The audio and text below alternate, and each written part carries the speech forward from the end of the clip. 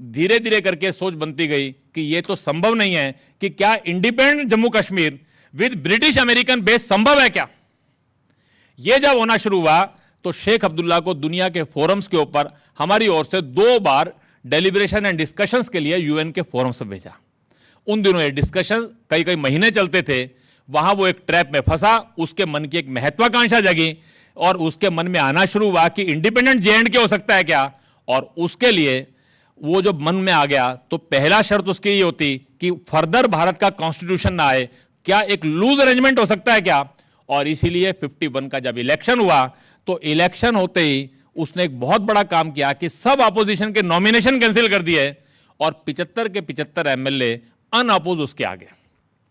73 unopposed थे और 2 with nominal resistance थे, क्योंकि बाकी जब इलेक्शन समाप्त हो गया तो वो 2 सीटों का चुनाव भी कोई महत्व भी नहीं रहा। बहुत लोगों ने भारत के राष्ट्रपति, प्रधानमंत्री सबको रिप्रेजेंटेशन दिए कि ये सब क्या हो रहा है, लेकिन दुर्भाग्य से जैसे आज गलती होती है ऐसे उस समय भी जम्मू कश्मीर को केवल कश्मीर की निगाह से, और वो भी कश्मीर के अंदर एक सेक्शन ऑफ कम्युनिटी के जो लीडर्स हैं उनकी निगाह से देखा जाता था। Sheikh Abdullah was never leader of Jammu and Ladakh, he was leader of only 1 part of the state.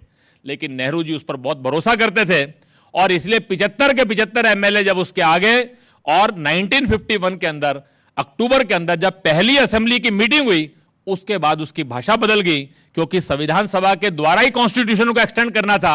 उसने पहली बार कहना शुरू किया कि मुझे भारत का कॉन्स्टिट्यूशन नहीं चाहिए, मुझे नॉमिनेटेड गवर्नर नहीं चाहिए, मुझे सेपरेट फ्लैग चाहिए, मुझे सेपरेट कॉन्स्टिट्यूशन चाहिए, मुझे सीएजी नहीं चाहिए, मुझे आईएएस आईपीएस नहीं चाहिए, मुझे इलेक्शन कमीशन नहीं चाहिए, सुप्रीम कोर्ट का ज्यूरिसडिक्शन नहीं चाहिए, फंडामेंटल राइट्स भी नहीं होंगे।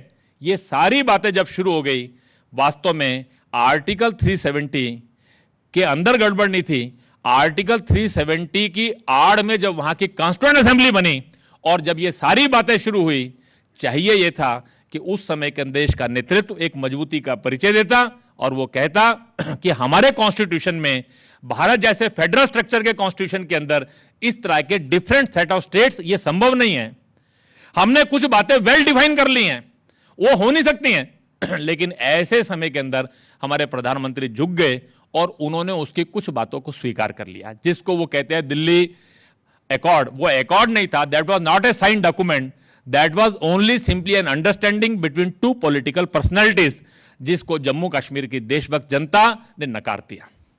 प्रजा परिषद के जिस आंदोलन की बात चल रही थी, एक बहुत बड़ा आंदोलन चला। उसके बाद भारत के कॉन्स्टिट्यूशन को एक्सटेंड करने के लिए वो एक बहुत बड़ी कीमत उस समय के लोगों ने दी। डॉक्टर मुखर्जी का बलिदान हुआ, भारत के संविधान का एक्सटेंशन प्रारंभ हुआ। वास्तव में 370 के पीछे हमको ये समझने की जरूरत है कि 370 का जो अब्यूज शुरू हुआ, मिसयूज शुरू हुआ, that was through the frauds. देश के लोगों को उन विषयों को समझने की जरूरत है। आर्टिकल 370 को कॉन्स्टिट्यूशनल ऑर्डर 1954 और आर्टिकल 370 को दिल्ली एकॉर्ड की निगाह से देखेंगे तो आपको आर्टिकल 370 लगेगा that is some sort of autonomy और special status. That could not be the case. हम सारे देश के संविधान के विशेषज्ञों को कहते हैं कि जम्मू कश्मीर के 8 लीगल डॉक्यूमेंट हैं।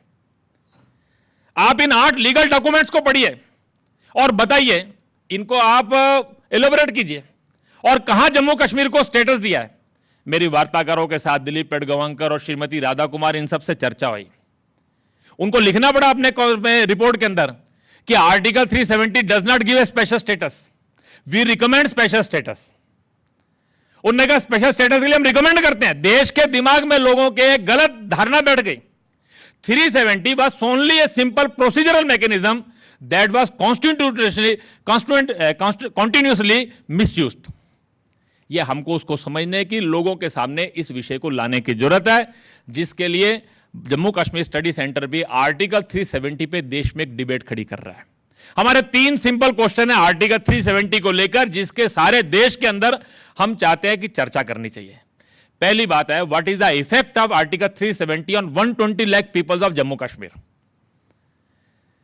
भारत के कॉन्स्टिट्यूशन के केवल 260 आर्टिकल्स हैव बीन एक्सटेंडेड, लेकिन वो जो 260 आर्टिकल एक्सटेंडेड है उनमें से भी more than 100 articles have significant exceptions and modifications. They are not extended as they are for other parts of the state. तो भारत के कॉन्स्टिट्यूशन के ये जो मोर देन 200 आर्टिकल्स लागू नहीं है या लागू हैं तो विद एक्सेप्शन एंड मॉडिफिकेशन है, उसका इफेक्ट क्या है? जम्मू कश्मीर के अंदर ओबीसी को रिजर्वेशन नहीं है, less than about 20% population OBC. Jammu Kashmir के अंदर more than 14% population is ST.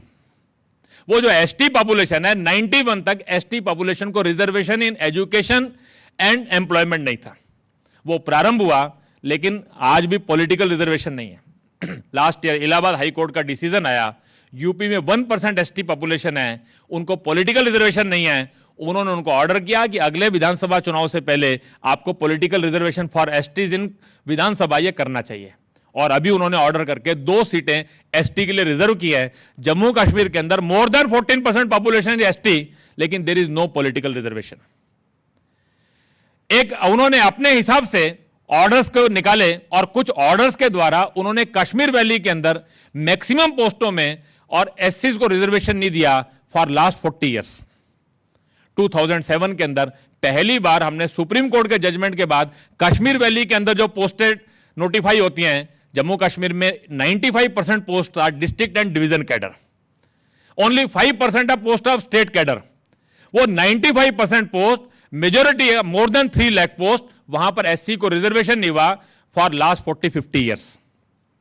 Jammu Kashmir के अंदर आप देखेंगे, ध्यान में आएगा, एससी, एसटी, ओबीसी, विमेन्स सब डिस्क्रिमिनेट होती है। 2002 तक तो जम्मू कश्मीर की लड़की अगर राज्य के बाहर विवाह कर लेती थी तो उसके अधिकार समाप्त हो जाते थे। 2002 में पहली बार हाई कोर्ट के डिसीजन के बाद हमने लड़की को वो अधिकार प्राप्त हुए, लेकिन सरकार सुप्रीम कोर्ट पे चली गई। बाद में उनको लगा कि सुप्रीम कोर्ट में हार जाएंगे, तो 2004 में सरकार ने सुप्रीम कोर्ट से केस वापस लेके लेजिस्लेशन करके 6 मिनट के अंदर और विधानसभा में लेजिस्लेट किया। लड़कियों को जो अधिकार मिले थे, वो शादी के बाद जो राज्य के बाहर के किसी भारतीय से विवाह करेंगी, उनके जो अधिकार समाप्त होते थे उसको समाप्त करने के लिए संशोधन कर दिया गया। काउंसिल में किसी तरह वो रुकवाया गया और उसके अंदर जिस वहां के विधान परिषद के अध्यक्ष ने भूमिका निभाई, उमर अब्दुल्ला उस समय नेशनल कॉन्फ्रेंस के नेता होते थे, अध्यक्ष होते थे, उन्होंने उसको पार्टी से निकाल दिया और उन्होंने कहा ही हैज सबोटेज्ड, और उन्होंने कहा कि वो हमारे लिए एक द्रोही है, उसने हमारी पार्टी की विचारधारा के खिलाफ काम किया। सारे देश के अंदर जम्मू कश्मीर की माताओं बहनों की ओर से एक सिंपल सा सवाल है कि हमारे से डिस्क्रिमिनेशन क्यों है? फारूक अब्दुल्ला की शादी होती है एक ब्रिटिश महिला से, शादी के तुरंत बाद वो जम्मू कश्मीर की और परमानेंट रेजिडेंट हो जाती है। उनका बेटा चीफ मिनिस्टर बन सकता है। उनका बेटा उमर अब्दुल्ला एक पंजाब की लड़की से शादी करता है और वो शादी करते ही वो लड़की वहां की परमानेंट रेजिडेंट हो जाती है। उनके बेटे वहां पे सब प्रकार के अधिकार प्राप्त कर सकते हैं। लेकिन उसी की बहन सारा एक राजस्थान के लड़के से शादी करती है, वो और उसके बच्चों को जम्मू कश्मीर के अंदर वो सेटल होते हैं तो उनको कोई अधिकार नहीं मिल सकता।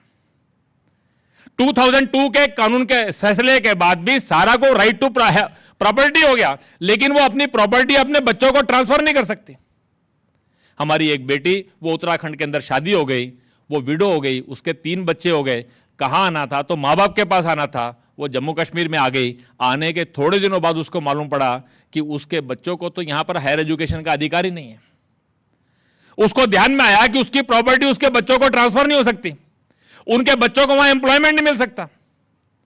अंतर क्या है? अंतर केवल एक है कि उमर पुरुष है, सारा महिला है। जम्मू कश्मीर की वो बेटी, वो जम्मू कश्मीर की बेटी है। आज के समय के अंदर यह जेंडर बायस हो सकता है क्या? 90 के बाद हमारी डेमोक्रेसी एक प्रोग्रेसिव फेज में चली गई। एम्पावरमेंट ऑफ पंचायत हो गया। 73rd एंड 74th अमेंडमेंट के बाद पीपल पार्टिसिपेशन इन गवर्नेंस ये बढ़ाने के लिए लोकल बॉडीज के, पंचायतों के चुनाव ये कंपलसरी कर दिए गए, उनको अधिकार दिए गए। जम्मू कश्मीर के अंदर आज तक 73rd 74th अमेंडमेंट लागू नहीं किया गया। वहां का राइट टू इंफॉर्मेशन डिफंक्ट है, राइट टू एजुकेशन वहां एक्सटेंड नहीं हुआ। Prevention of corruption act 1988 Jammu Kashmir के अंदर एक्सटेंड नहीं हुआ आज तक। जम्मू कश्मीर के अंदर भारत के संविधान के कितने ही प्रोग्रेसिव लॉज हैं, जिसके कारण से भारत की डेमोक्रेसी जम्मू कश्मीर के देश के अंदर एक नए दौर के अंदर प्रवेश कर चुकी, और जम्मू कश्मीर में आज भी प्रिमिटिव फॉर्म ऑफ डेमोक्रेसी है। वहां डिलिमिटेशन एक्ट लागू नहीं होता, और परिणाम यह होता है कि कश्मीर का एरिया पॉपुलेशन वोट कम होने के बाद भी, जम्मू का एरिया पॉपुलेशन वोट ज्यादा होने के बाद भी जम्मू को विधानसभा के अंदर 37 सीट्स मिलती हैं, कश्मीर को 46 मिलती हैं। और ये 46 37 दैट ये भी जो है उनका एक अपना और डिसीजन है जिसके कारण से मिलती है।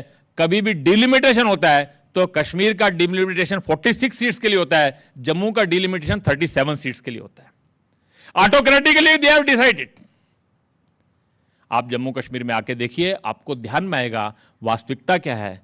आर्टिकल 370 ने जम्मू कश्मीर के अंदर वहां के 120 लाख लोग जो है और मेजोरिटी ऑफ जो पीपल है वो आज वहां पर विक्टिम बन गया है due to this non extension of the more than 200 articles in Jammu Kashmir of Indian constitution.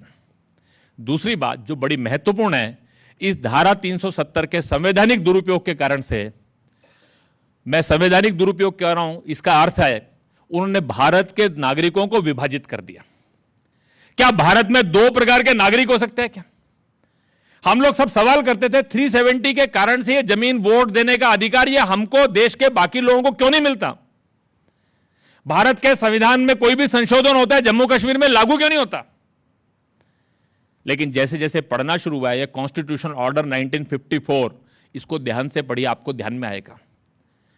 मैं बड़े सारे संविधान विशेषज्ञों से एक सवाल करता हूं कि क्या भारत के कॉन्स्टिट्यूशन में अमेंडमेंट बिना संसद में जाए हो सकता है क्या? सब लोग कहते हैं कि कमाल है, आप कैसे कह रहे हैं, ये कैसे संभव है? वास्तव के अंदर 1954 में जो कॉन्स्टिट्यूशनल ऑर्डर हुआ बाय सिंपल प्रेसिडेंशियल ऑर्डर, हमारे संविधान में एक धारा जोड़ दी गई जिसको कहते हैं आर्टिकल 35A। वो आर्टिकल 35A को पढ़ेंगे तो आपको ध्यान में आएगा, एकदम आपको क्लियर होगा कि व्हाट इज आर्टिकल 35 है। उस आर्टिकल 35 में एक सिंपल से लाइन केवल मैं पढ़ के सुनाऊंगा जिसमें से आपको ध्यान में आएगा कि कैसे जम्मू कश्मीर के इस विषय को लेकर देश के अंदर जागरूकता लाने की जरूरत है। उन्होंने कहा कि after article 35 add the following article as article 35A, named as article 35A। क्या भारत के संविधान में एक नया आर्टिकल जुड़ सकता है क्या? ये जो सिंपल आर्टिकल 35A जोड़ दिया गया, इस आर्टिकल 35 ने जम्मू कश्मीर की असेंबली को अधिकार दिए दो बातों के, एक to define the permanent resident of Jammu Kashmir, to confer special privileges and rights for employment, education, permanent settlement and all the aids, and also limit the people residing in other parts of the country. एक बड़ा एक simple सा सवाल है कि क्या भारत के संविधान के अंदर हम कोई एक ऐसा एडिशन कर सकते हैं क्या क्या जिसमें देश के सब लोगों को लिमिट कर सकते हैं? देश के जितने संविधान विशेषज्ञों से मैंने पूछा, सबने कहा ये कैसे हो गया। तो मैं हर एक से ये कहता हूं कि आप भी मेरे से सवाल करेंगे ये कैसे हो गया, तो इसका कारण समझ सकते हैं। पिछले 60 साल से हमने आर्टिकल 370 को केवल पॉलिटिक्स की निगाह से देखा है। 370 इज नॉट अ पॉलिटिक्स। 1952 की पार्लियामेंट की डिबेट्स पढ़ी है। एनसी चटर्जी देश के अंदर बहुत बड़े लीगल इल्यूमिनरी थे, उन्होंने नेहरू जी को बार बार कहा कि ऐसा संभव है क्या, आप हमारे कॉन्स्टिट्यूशन से अबव हो सकते हैं क्या?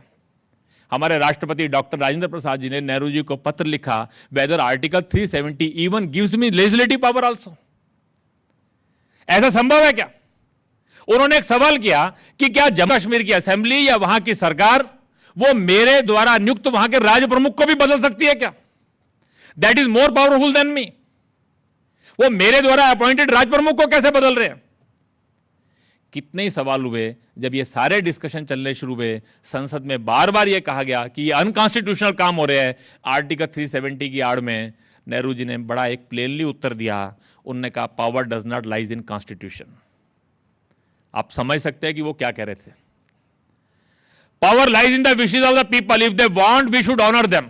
और उनके लिए wishes of the people was only the wishes of Sheikh Abdullah. ये जो आर्टिकल 370 है, ये 370 का एक कॉन्टिन्यूअस कॉन्स्टिट्यूशनल एब्यूज हुआ है। पार्लियामेंट की अनअमेंडेड पावर है टू अमेंड, उसको कोई चैलेंज नहीं कर सकता। हमारे यहां सुप्रीम क्या है? हमारे यहां सुप्रीम पार्लियामेंट है, प्रेसिडेंट है, कॉन्स्टिट्यूशन है। जम्मू कश्मीर के अंदर वहां के कॉन्स्टिट्यूशन के द्वारा, वहां की असेंबली के द्वारा कॉन्स्टिट्यूशन सुप्रीम है, जिसके प्रारंभ के अंदर प्रीएम्बल में हमने कहा कि कोई डिस्क्रिमिनेशन नहीं हो सकता, अपॉर्चुनिटीज, और सबको हमने इक्वलिटी का जो वादा किया उसको हम लिमिट नहीं कर सकते, लेकिन जम्मू कश्मीर के अंदर वो कर दिया गया इस 35A को इनकॉर्पोरेट करके। 368 में अमेंडमेंट कर दिया गया, उसमें कहा गया add the following proviso for the state of Jammu Kashmir, और आर्टिकल 368 की क्लॉज 2 में एक प्रोविजो ऐड करके कि जम्मू कश्मीर में कोई भी पार्लियामेंट का अमेंडमेंट तब लागू होगा जब वहां की सरकार की कॉन्क्रेंस होगी। यह 1954 के ऑर्डर में किया गया। क्या हमारी पार्लियामेंट के अधिकारों को लिमिट किया जा सकता है क्या? और तो और यह कहा गया कि जम्मू कश्मीर के अंदर अगर वहां किसी के फंडामेंटल राइट्स का हनन होता है तो हमारे यहां आर्टिकल 32 की क्लॉज 3 यह कहती है कि जब उसको लेकर parliament supreme court, high court को रेफर कर सकती है या कुछ उनके लिए विशेष प्रावधान कर सकती है। उन्होंने कहा संसद को यह भी अधिकार लागू नहीं है, क्योंकि आर्टिकल 32 क्लॉज 3 हमारे यहां लागू नहीं होती। हमारा एक फेडरल स्ट्रक्चर है जिसके अंदर यूनियन और स्टेट उसके रिलेशन डिफाइन किए गए हैं। क्या इस फेडरल स्ट्रक्चर को बदला जा सकता है क्या? इस कॉन्स्टिट्यूशनल ऑर्डर 1954 ने इस स्ट्रक्चर को बदल दिया, और उस स्ट्रक्चर को बदलकर उन्होंने कहा residuary power would lies in the state. यह संभव है क्या? 63 के सिंपल प्रेसिडेंशियल ऑर्डर ने कहा कि there would be no state list for Jammu Kashmir state. देश के अंदर एक डिबेट खड़ी होनी थी आर्टिकल 370 के ऊपर। नेचर ऑफ आर्टिकल 370 स्पष्ट है, this is temporary and interim arrangement, it has to go. Interpretation of Article 370 that is only for extension of Union Constitution। लेकिन ये जो एक्सटेंशन फॉर यूनियन कॉन्स्टिट्यूशन था, एक सिंपल प्रोसीजरल मैकेनिज्म था। ये procedural mechanism Bharat के अंदर भारत के नागरिकों में भेदभाव कर रहा है, जम्मू कश्मीर के 120 लाख लोगों को उनके अधिकारों से वंचित कर रहा है, और भारत की जो जम्मू संविधान की जो विशेषताएं हैं उनको भी चैलेंज कर रहा है। इनके विषयों के ऊपर देश के ऊपर डिबेट होनी चाहिए। 370 does not give a special status, that is the constitutional abuse of article 370। A political fraud has been enacted due to which the people of Jammu Kashmir have become victim. वास्तव में जम्मू कश्मीर के पीड़ित कौन है, यह समझने की जरूरत है। भारत के संविधान की धाराएं लागू न होने के कारण से कौन पीड़ित है, हमारे ध्यान में आ रहे हैं। जम्मू कश्मीर के वास्तविक प्रश्नों को समझने की जरूरत है। जम्मू जो एरिया है that is land of refugees. कुछ रिफ्यूजीज की चर्चा अपनी प्रारंभ की फिल्म के अंदर थी। कितनी तरह के विस्थापित हम सोच सकते हैं क्या? कश्मीरी हिंदू को तो देश जानता है, क्योंकि 1990 के जिस पीरियड में उनका विस्थापन हुआ, थोड़ा मीडिया एक्टिव था और उस समय देश का एक सेंटीमेंट भी था, देश को उस विषय को लेकर थोड़ी कंसर्न भी खड़ा हो गया। लेकिन जम्मू कश्मीर के जो बाकी विस्थापित है, आज भी देश उनको जानता नहीं है। 1947 के अंदर वेस्ट पाक रिफ्यूजीज आए, सियालकोट डिस्ट्रिक्ट के मुख्यतः रहने वाले थे, जहां के हमारे प्रधानमंत्री हैं। 1954 में 35A लागू हो गया। परिणाम यह हुआ उन लोगों को उस समय 200 कैंप्स में बसाया गया, 50,000 पॉपुलेशन थी। आज 2 लाख वेस्ट पाक रिफ्यूजीज है वहां पर। आप सुन के हैरान होंगे, आजादी के 67 ईयर्स आफ्टर द इंडिपेंडेंस आज भी उनको राइट टू वोट नहीं है for the assemblies, for the panchayat. वो इंडियन सिटीजन है, लेकिन उनको बाकी सब नागरिकता के अधिकारों से वंचित किया जाता है। वो वहां पर प्रॉपर्टी नहीं खरीद सकते, वहां एजुकेशन का अधिकार नहीं, उनको एम्प्लॉयमेंट का अधिकार नहीं। मोर देन 75% आर एससीज एंड ओबीसीज, उनको उसके लिए जो स्कीम्स मिलती है वो लागू नहीं होती। हम कल्पना कर सकते हैं क्या कि 67 साल बीत जाए, जो लोग आए थे आज भी वो स्टेटलेस सिटीजन है। ये वेस्ट पाक के रिफ्यूजीज, इनके बारे में देश जानता है क्या, मालूम है क्या? 26 जनवरी 1950 को गणतंत्र बन गया था भारत। इस देश के अंदर सब समान हो गए थे, लेकिन ये जम्मू कश्मीर के वेस्ट पाक रिफ्यूजीज के मन के अंदर एक प्रश्न है कि 26 जनवरी इस साल भी 65वां गणतंत्र मनाएगा भारत, उनका गणतंत्र कब आने वाला है? यह प्रश्न है देश के सामने, जिसका उत्तर पूरे देश को देना है। पाक अधिक्रांत जम्मू कश्मीर, पाक ऑक्युपाइड जम्मू कश्मीर के एरिया से 2 लाख पीपल उस समय आए वहां पर। वो जो लोग आए मीरपुर, मुजफ्फराबाद, गिलगित, बाल्टिस्तान, उन एरियाज के, वो आए, उनको एक बड़े बड़े 56 कैंप्स के अंदर बसाया गया। उनको कहा गया these are still our areas, they are in hands of Pakistan, हमको वापस लेना है, वो हमारे एरियाज हैं, हम आपको परमानेंट सेटल नहीं कर सकते, क्योंकि आपको सेटल कर देंगे तो हमारे उन एरियाज पर दावे समाप्त हो जाएंगे। सारे देश के अंदर जो रिफ्यूजीज आए थे वो भूल गए कि हम रिफ्यूजीज हैं। उनके आज 3rd, 4th, 5th जनरेशन भी आ गई है, लेकिन जम्मू कश्मीर के अंदर ये जो पाक ऑक्युपाइड जम्मू कश्मीर के लोग आए थे, जिनकी आज 10 लाख से ज्यादा पॉपुलेशन है, मोर देन 56 बड़े बड़े कैंप्स बनाए गए, they are still in camps. उन कैंपों के कच्चे घरों को बहुतों ने अपने सामर्थ्य के अनुसार तोड़कर पक्का कर लिया होगा, लेकिन उस जमीन का मालिकाना उनके पास नहीं है। आप कल्पना कर सकते हैं कि किसी की 4 पीढ़ियां ऐसी बीत जाए। जम्मू कश्मीर के अंदर 4200 किलोमीटर का बॉर्डर है, 3800 किलोमीटर एलओसी है।